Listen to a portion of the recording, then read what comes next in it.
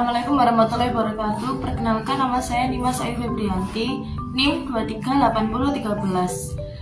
Saya berasal dari Universitas PGRI Jombang. Di sini saya akan menjelaskan materi pengantar pendidikan yang membahas tentang sejarah pendidikan.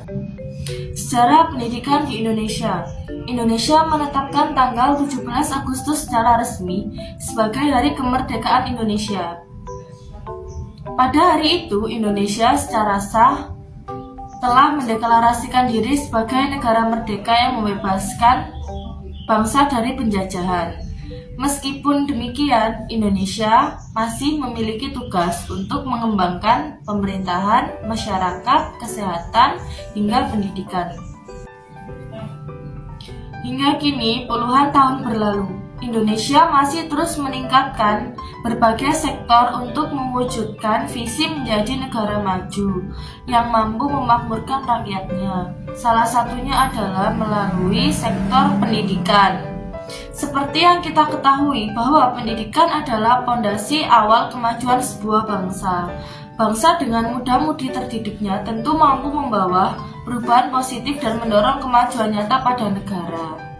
Sejarah pendidikan di Indonesia dibagi menjadi 3. Yang pertama, pada masa era kolonial. Belanda adalah negara pertama yang memperkenalkan pendidikan dasar pada masa penjajahan.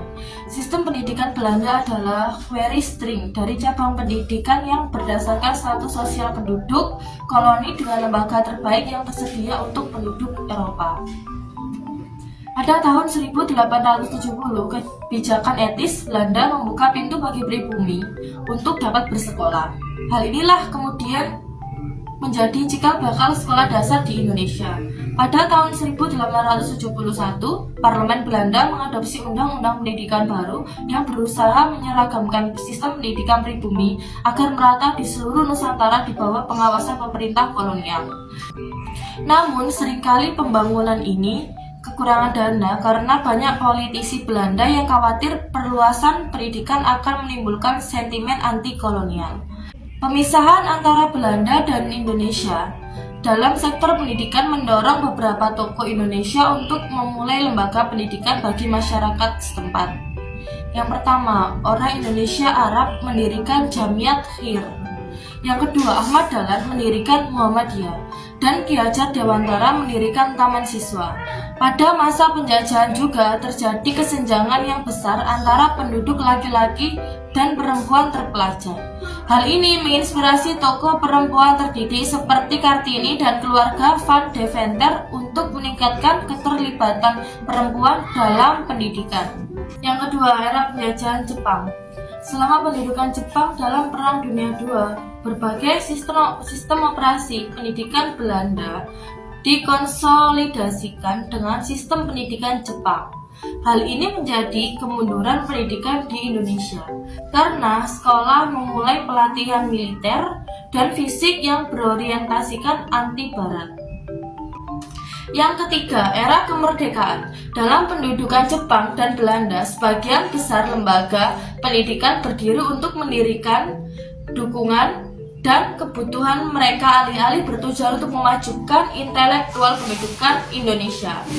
Setelah proklamasi kemerdekaan 1945, pemerintah pertama Indonesia harus merombak sistem dari awal dan menolak sistem kolonial Eropa. Maka terlahirlah undang-undang yang menyatakan setiap warga negara berhak atas pendidikan. Hingga saat ini, Indonesia masih terus berupaya memajukan sektor pendidikan. Hal ini dapat kita lihat dari pendidikan yang semakin merata, buta literasi yang menurun, dan kualitas pengajar yang terus meningkat. Indonesia juga mengembangkan pendidikan dengan mengirimkan muda-mudinya untuk belajar di luar negeri dan menyerap sebanyak mungkin ilmu. Mencapai pendidikan optimal bukan jalan yang mudah, namun Indonesia pantang menyerah untuk menjadi negara terdidik dengan sumber daya cerdas.